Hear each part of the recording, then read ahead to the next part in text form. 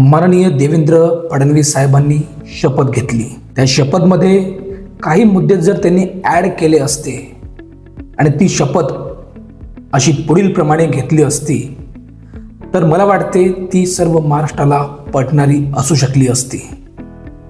ती शपथ पुढील प्रमाणे, मी देवेंद्र गंगाधरराव फडणवीस, RSS माझी नाड या नाडेला जोडून मी राजकारणात प्रवेश केला।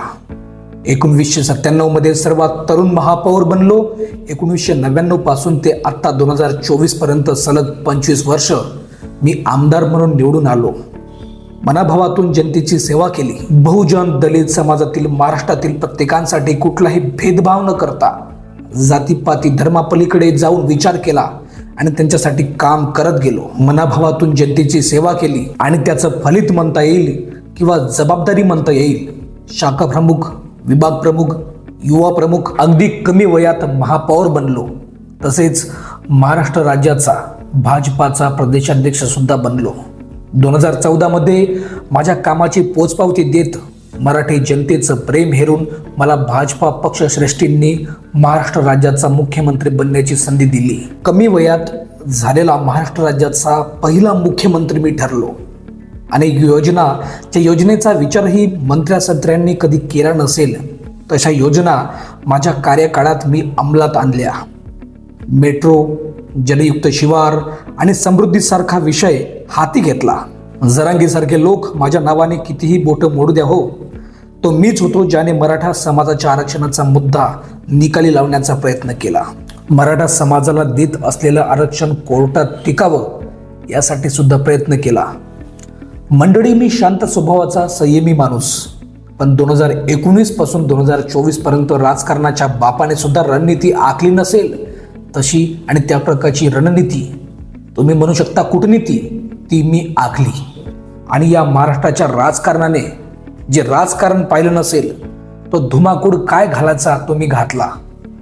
हे मी तुम्हाला कुठल्याही प्रकारचा संकोच न करता सांगतोय।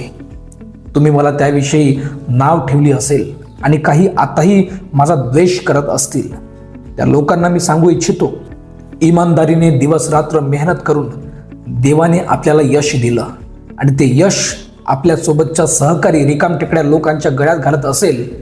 माझ्या कार्यकर्त्याची मेहनत, भारतीय जनता पार्टीची मेहनत, जनतेचा कौल, त्यांच्या मताचा विचार, त्यांच्या मताचा झालेला अपमान, या गोष्टी मी कसा विसरू शकतो। आणि काही प्रमाणात का होईना माझी मुख्यमंत्री पदाची महत्वाकांक्षा असं म्हटलं तरी चालते, ती महत्वाकांक्षा सुद्धा धुळीला मिळाली। तो अपमान, त्यांची ती भूमिका मी सहन करू शकलो नाही आणि साम दाम दंडभेद या रणनीतीचा वापर मी केला। माझ्या जीवावर उभ्या राहिलेल्या महाविकास आघाडीच्या चाणक्याच्या कूटनीतीला माझ्या 10-12 पुरणपोळ्या आणि 2-3 तुपाच्या वाटीची ताकद दाखवली आणि अशी लात मारून पाडलं त्या सरकारला की त्या सरकारचा चाणक्य सुद्धा म्हणतोय मार्केटमध्ये नवा चाणक्य आला। मी धूर्त नाही हो, पण विश्वासाची कोणी राख रांगोळी करत असेल तर त्याची सुद्धा राख रांगोळी झाली पाहिजे या विचाराने मी चालणारा माणूस आहे आणि या नीतीचा अवलंब मी त्यावेळी केला। तर आजच्या विषयाकडे येऊया। आज खूप चांगला दिवस माझ्या आयुष्यातला। आज 2024 मध्ये तुम्ही मला परत एकदा मुख्यमंत्री बनण्याची संधी दिली, त्याबद्दल मी खरंच तुमचा आभारी आहे। मी विश्वास देऊन तुम्हाला सांगतो, माझ्या राज्यात कुठल्याही प्रकारचा कोणावरही अन्याय होणार नाही, प्रत्येकाला समान न्याय देईन।